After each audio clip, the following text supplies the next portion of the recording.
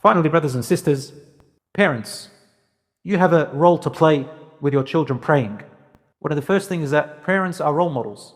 So I advise parents, if you have children under the age of 7, do this. Make sure that you make it a habit in your house and make it a big deal. What is the big deal? As soon as Salah time comes, you stop everything.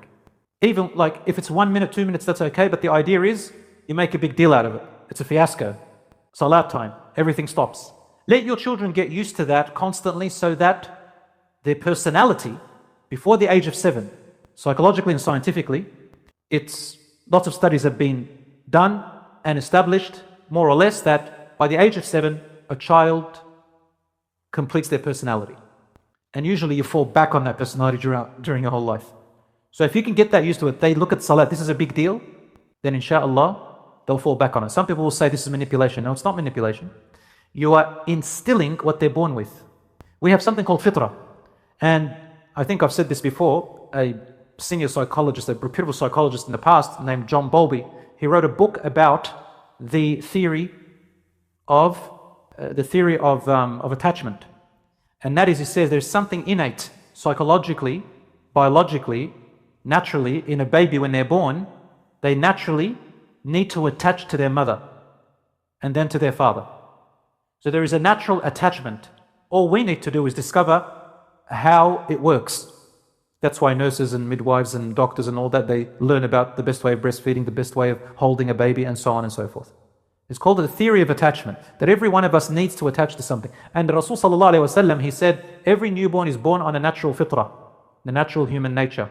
And then their parents either change them into a Jew, Christian, or a fire worshipper. So Islam is not a religion in the sense that someone made it up or it popped out somewhere at the time of Muhammad sallallahu alaihi wasallam. No, Islam is a way of life. It's also called the natural religion. People who study Islam know that Islam is a natural religion. It fits with our nature. But when nature is changed, when we change nature around, then we think that Islam is unnatural. But anyway, so that attachment. Let your children grow up before the age of 7 knowing it's a big deal. And smile about it. And have fun with Salah. Meaning after it, play with your children. If they pray with you, good. Just praise them and play with them.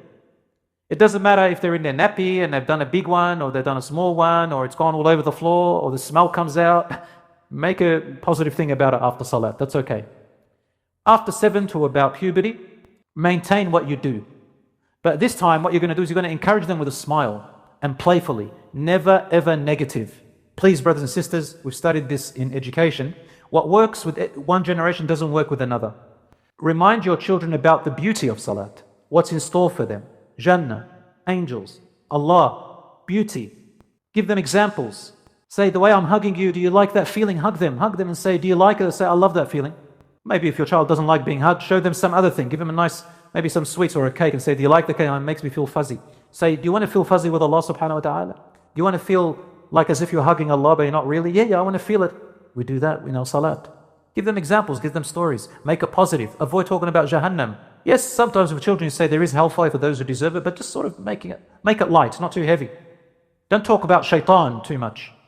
You'll traumatize them, especially before 7 years old.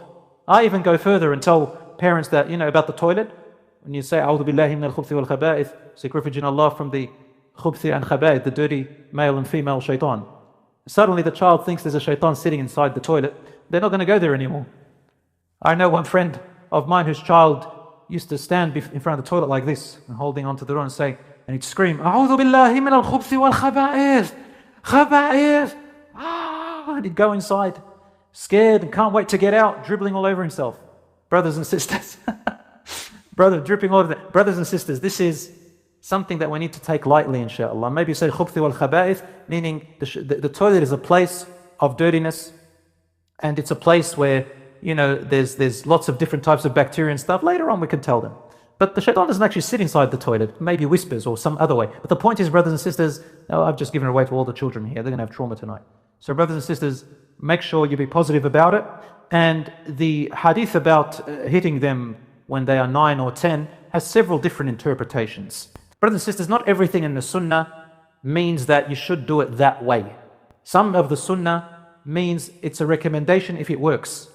And others, if it doesn't work, use some other meaning of the word darb. Because darb means restorative practice. That's all it means. In common modern day terms, restorative practice. What practice will restore what you taught them? Use different means. I know a friend who used to memorize the Quran, but his parents taught him the aggressive way. Aggression, aggression, aggression, aggression. Never love, never niceness. In the end, wallah, he only got halfway through the Quran and says, I'm not going to memorize anymore. And now he's a parent and says, I won't do the same thing. When I remember Quran, I love the Quran, but I hate the trauma that's attached to it. So let us not be one of those parents. Once they hit teenage years, brothers and sisters, be firm in reminding of the salat. At this point, hitting them is not going to work, or punishing them. You can punish them in other ways, but the punishment has to be more restorative practice, more of a reminder. And gently, like come and you say, okay, the phone's going. You're going to have to pray. And make it normal. If they don't pray, say, oh, you haven't prayed. Remember, salat is the most important thing. And just be firm and calm. If you can't be calm, it's going to be a bit of a problem. You should see me when I used to teach. You got detention.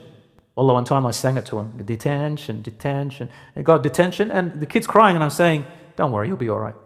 When detention sat afterwards, said, you know why I gave you detention? Because this is what we wanted. And you reflect. You come back and give them feedback. Don't worry. So there's no need to be aggressive and shout and say you're going to hellfire. You just remind them, inshallah, as much as you can.